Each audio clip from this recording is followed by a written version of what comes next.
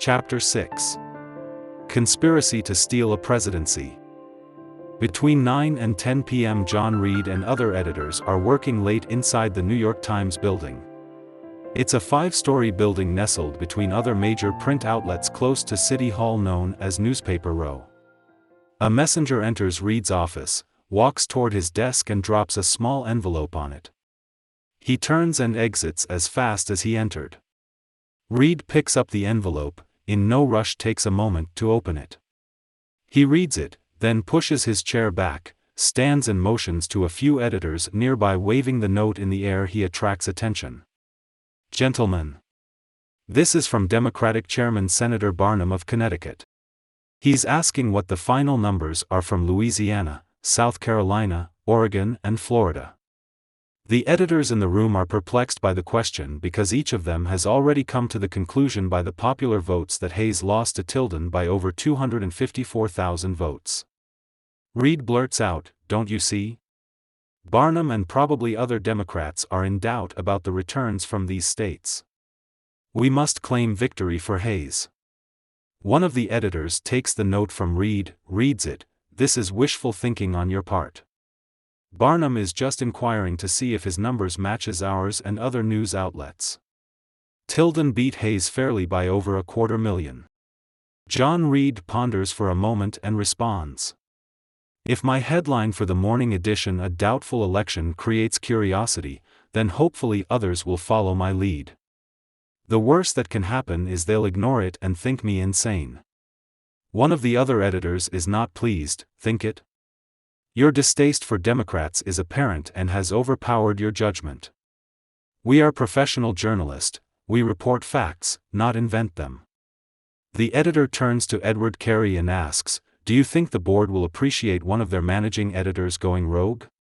This is personal for him, I get it, but his stunt could harm the paper's reputation."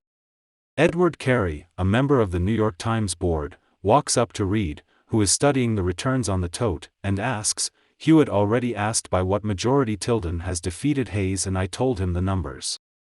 "One moment," Reed answers. He takes an eraser in his hand and rubs out the numbers below the Hayes and Tilden columns under the states of Florida, South Carolina, and Louisiana, and then places question marks in the blank spaces. Reed turns to Carey, "Tell him Tilden has won by none." Without pause, Carey responds, "But the numbers say otherwise." Reed points to the board and snipes, "Tilden has not yet won this election." Carey takes a moment to review the numbers again on the tote board. "He's won by over 250,000 votes." Reed points with his finger to the Electoral College vote column and explains, "True, he has 184 confirmed electors, but he needs 185 of them to win."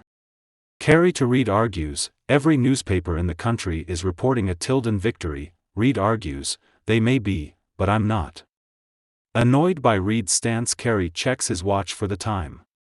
Reed grabs his jacket, slings it over his shoulder and walks toward the door. Before he exits he stops and fires back at Carey, "I am going to find Republican Chairman Chandler so that I can change his mind about conceding." Carey thinks Reed is a fool and reminds him of the hour. "It's late. He'll be asleep." Reed snaps back, "Then I shall wake him." The New York Times set to ink this editorial for the morning paper dated November 8, 1876, "A doubtful election. At the time of going to press, the result of the presidential election is still in doubt. Enough has been learned to show that the voting has been unprecedentedly heavy. Both parties have exhausted their full legitimate strength, while the peculiar Democratic policy, for which such extensive preparations were made in the large registry of this city, and in the enormous registry in Brooklyn, have had its effect. Conceding New York to Mr. Tilden, he will receive the electoral votes of the following states: Alabama 10, Arkansas 6, Connecticut 6, Delaware 3, Georgia 11, Indiana 15, Kentucky 12, Maryland 8, Mississippi 8, Missouri 15. New Jersey 9, New York 35, North Carolina 10, Tennessee 12, Texas 8, Virginia 11, West Virginia 5, total 184. Governor Hayes will receive the votes of the following states: California 6, Colorado 3, Illinois 21, Iowa 11, Kansas 5, Louisiana 8, Maine 7, Massachusetts 13, Michigan 11, Minnesota 5, Nebraska 3, Nevada 3, New Hampshire 5, Ohio 22, Oregon 3, Pennsylvania 29, Rhode Island 4, Vermont 5, Wisconsin 10, South Carolina 7, total 181. This leaves Florida alone still in doubt. If the Republicans have carried that state, as they claim, they will have 185 votes, a majority of one. With the above editorial rolling on the presses for the morning news, Reed's conspiracy is now in forward motion. Hayes and the Republican Party chairman, who had already conceded the presidency to Tilden, went to bed not knowing the election returns were being rigged and manipulated by managing editor Reed at the New York Times. November 8, 1876, at about 2 a.m. John Reed drives his horse and carriage to the front of the Fifth Avenue Hotel that houses the Republican campaign headquarters and stops. He jumps down from the driver's seat onto the muddy street and ties his horse to a post. Pausing, he looks up at a lighted window for a moment, then enters the building. Once inside the empty lobby, he walks quickly past the front desk. There are two uniformed clerks working behind the registration desk.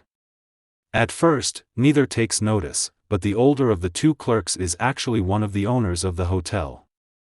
He looks up with interest and watches Reed as he passes by. Raising his eyebrow, he glances at the clock mounted on the lobby wall.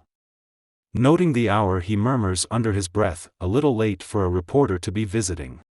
"What's that you say?" asks the other clerk. Shaking his head, the older clerk replies, "Nothing. Just noting the late hour and looking at all this paperwork we have to finish." Down the hall from the lobby, Reed enters the campaign headquarters and sees that the room is strewn with papers from the Election Day events. W. E. Chandler, the National Committee man from New Hampshire, is seated alone, slumped in a chair at the far end of the room, staring blankly at the election tote board. He's obviously depressed and has a Tribune newspaper in his hand. The headline reads, "Tilden defeats Hayes." Reed hurries over to him and asks, "Where would I find Chairman Zach Chandler?" W.E. looks up at him wearily, his eyes bloodshot from lack of sleep. "Have you seen the Tribune? It's a disaster." "Yes, quite the disaster."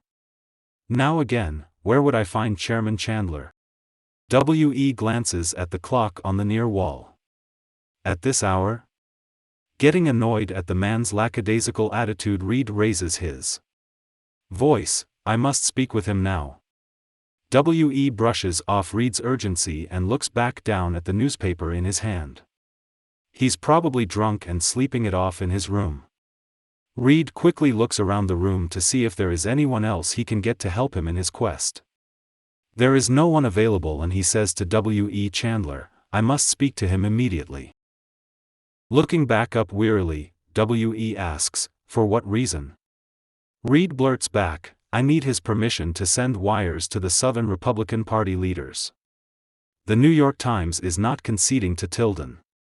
Reed explains, "Hayes may still win this election if we hurry." W.E. pauses to stare at John for a moment, then stands up and does not say another word and walks out of the room. With a last quick glance at the tote board, Reed turns and follows him. Zachariah Chandler, originally from Bedford, New Hampshire, is the chairman of the Republican National Executive Committee for the 1876 election. He is a former senator from Michigan and ran as an unsuccessful campaign as a Whig candidate for governor in 1852. He was elected to the United States Senate in 1857 and was re-elected in 1863 and again in 1869. He was unsuccessful as a Senate candidate for re-election in 1874, and was appointed Secretary of the Interior by President Ulysses Grant from 1875 through 1877. W.E., with the anxious New York Times editor behind him, approaches Zach Chandler's hotel room door and knocks on it. He puts his face to the door and says, "Zach, it's me, W.E., Zach, I need you to wake up." Inside the room, Zach Chandler lies on his bed dressed in a rumpled bed nightshirt and cap, half asleep. There's an empty whiskey bottle next to his bed on the floor. He hears more knocking, stirs, and puts a pillow over his head.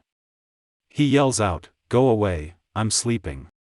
Reed now joins W.E. with the door knocking.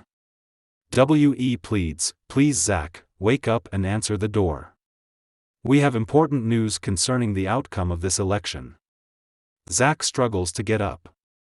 He climbs out of the bed, annoyed, goes to the door and peeks through the peephole. In a grumpy voice he asks, "What is it?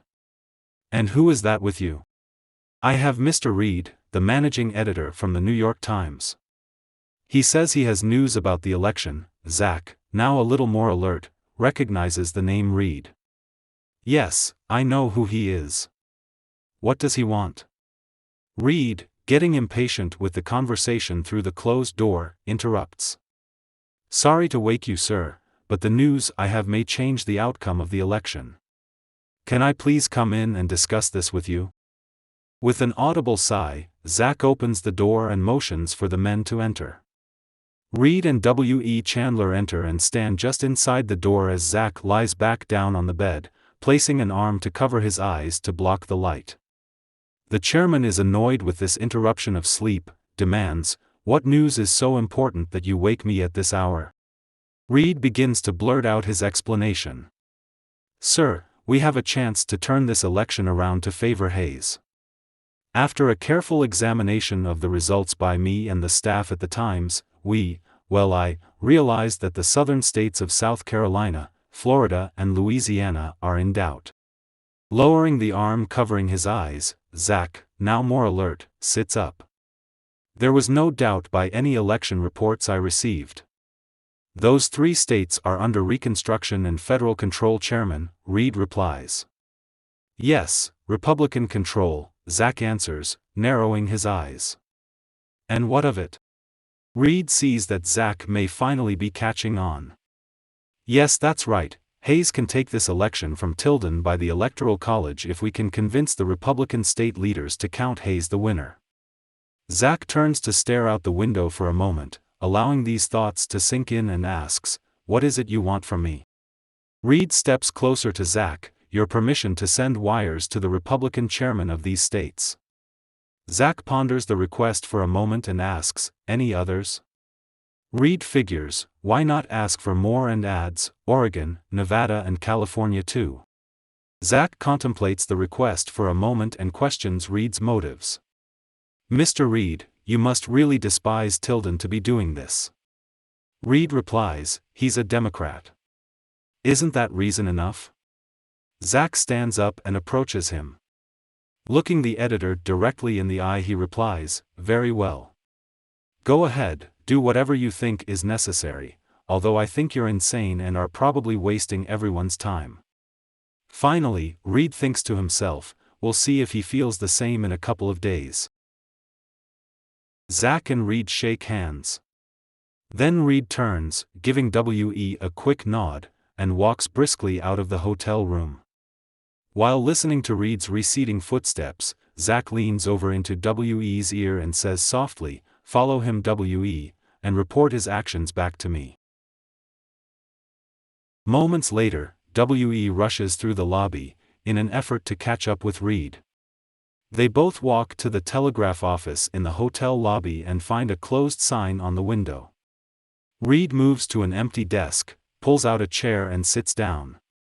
W.E. follows and stands behind him. Reed rustles around until he finds a pen and some paper in the desk. He motions with his hand to W.E. to sit in the chair next to the desk. As W.E. sits, Reed hands him the pen and paper. Across the room at the registration desk, the older desk clerk that had observed them earlier, strains to listen to Reed and W.E.'s conversation.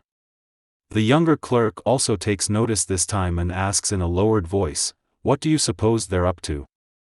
Perturbed at the other man's interruption of his eavesdropping, the older clerk replies quietly, "I'm sure I don't know. Just mind your business." The younger man shrugs off the remark and goes back to his work, noting that his older coworker continues to observe the 2 men across the lobby. Not realizing the clerk's interest, nor caring if he did, Reed says to W.E., "I'll dictate, you write." W.E., with the paper in front of him, and pen in his hand, asks, "Okay, but how will we send these?" He then motions to the closed sign on the telegraph office door. "The main wire office will be open," Reed replies. "We must hurry though, as there is little time."